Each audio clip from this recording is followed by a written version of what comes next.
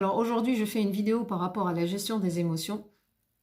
Numéro 1, ce qu'il faut comprendre, c'est que les émotions sont très importantes pour nous. En fait, il s'agit d'un signal, d'une boussole qui nous montre qu'il y a quelque chose qui se passe au niveau de notre physique. C'est notre physique qui nous parle.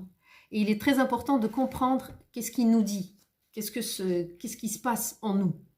Ce qui est important aussi, c'est de mettre un mot sur cette émotion, parce que souvent on a une émotion, alors les gens disent « Ah mais je me sens pas bien, je suis pas bien », mais ils n'arrivent pas à mettre un mot sur leur malaise.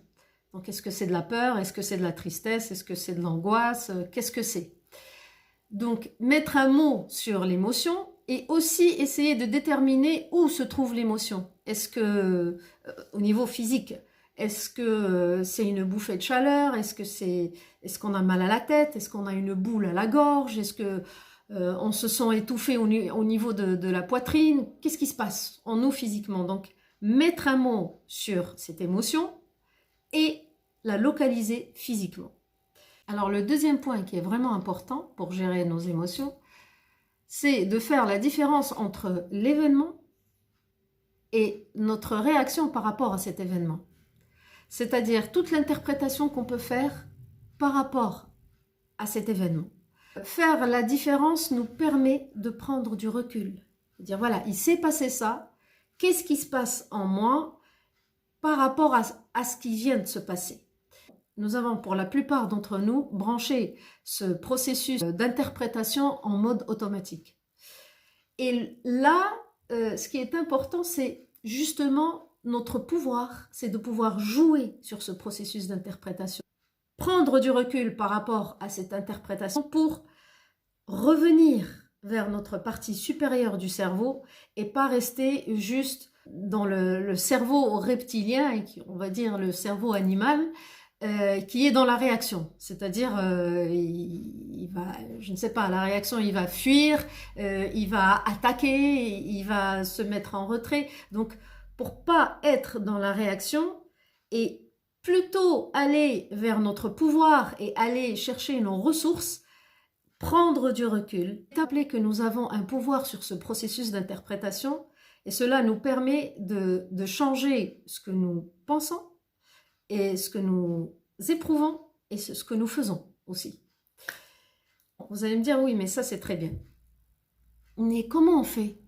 Concrètement, comment on fait? Parce qu'il y a plusieurs personnes qui disent, oui, mais non, mais on a bien compris le principe qu'il faut plutôt prendre notre temps pour bien aller vers notre partie supérieure, comme vous dites, mais comment on fait?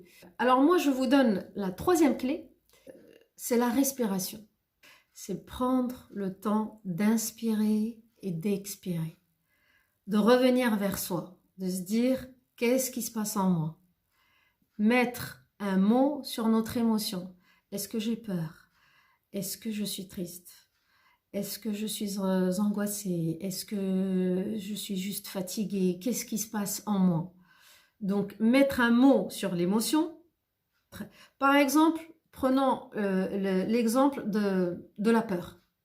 Et nous avons par exemple un point au plexus solaire. Ok, je vois que j'ai peur, j'ai mal là au plexus solaire, je sens un point, j'inspire, j'expire, je te vois cette peur. Je t'accepte cette peur et je te libère. Et on fait ce processus autant de fois qu'il faut jusqu'à ce qu'on se sente bien. Il s'agit de répondre aux besoins de notre corps. Il s'agit de le réaligner. Il s'agit de le remettre dans un état de calme. Donc, faire ce processus de libération, vous pouvez le répéter autant de fois que vous voulez. Soyez indulgent avec vous-même. Vous n'allez pas réussir à le faire très rapidement, vous allez peut-être des fois encore réagir comme à l'ancienne et ce n'est pas grave, il faut du temps, peut-être des semaines, des mois, voire des années à travailler sur son émotionnel, mais c'est possible. Sachez que c'est possible et sachez qu'on peut très bien travailler sur notre émotionnel et se sentir de mieux en mieux. Alors, suivant la façon dont nous avons choisi de vivre notre vie, c'est nous qui décidons de nos réactions émotionnelles, mentales et de nos actions. Ça ne dépend que de nous. Alors, merci d'avoir suivi cette vidéo. J'espère qu'elle va vous aider. N'hésitez pas à me mettre des commentaires, me dire comment vous réagissez, comment vous vivez vos émotions, qu'est-ce qui se passe quand vous avez des émotions. Vous pouvez aussi partager cette vidéo pour les personnes qui en ont besoin. N'oubliez pas de la liker. Merci. Pensez à vous, prenez soin de vous et à une prochaine. Au revoir.